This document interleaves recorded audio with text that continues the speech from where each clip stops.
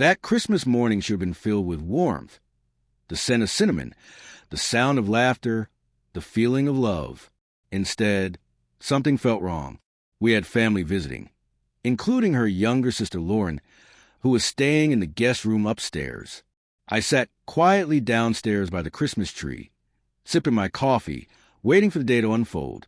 Then I heard them, voices coming through the air vent above me, voices I wasn't meant to hear. At first, I wasn't paying close attention, but then the words hit me like a punch to the chest.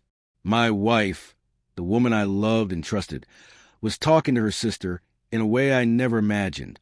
"He's pathetic," she said, cold and cruel. I faked every smile, every kiss, every thank you this whole month. Every gift I gave him was bought with his own credit card.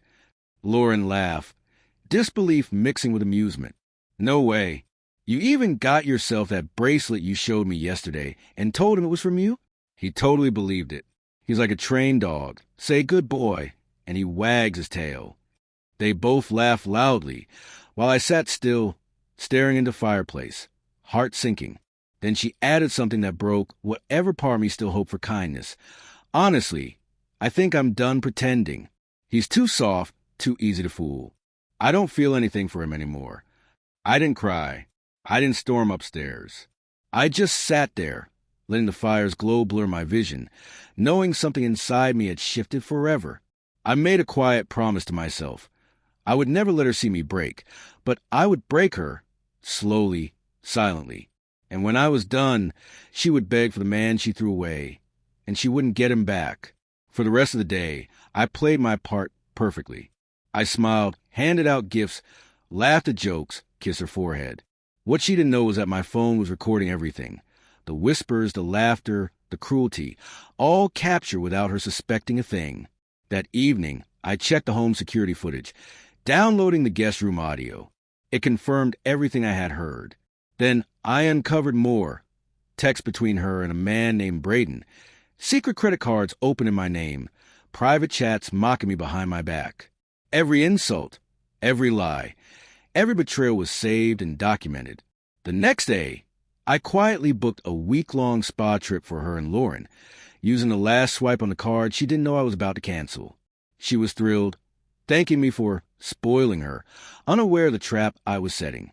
Once they left, I cut off her access to everything. Joint accounts frozen, passwords changed, utilities rerouted under my name. When she tried to use her cards, they were declined. She called confused, but I played it cool, pretending to help while knowing the truth. Then I sent a devastating email to her family, her employer, her old church, and my own relatives, exposing her lies, her mockery, her secret affairs. I left her out of our home, blocked her calls, deleted shared memories, and sent her things back to her family's house, with no explanation. She tried to claim emotional abuse, but I was ready. I had recorded proof of her manipulation and betrayal.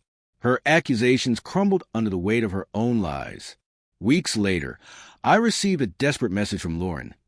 Her sister was falling apart, jobless, broken, begging for help. I didn't respond. Silence was my final answer. 2 weeks after her return, an anonymous package arrived at my new place. Photos of her and Braden laughing, kissing in our kitchen just weeks before Christmas. Even Braden was playing her, calling their fling a convenience. I didn't rage. I quietly sent copies to her family with a note. "This is who you mock me for."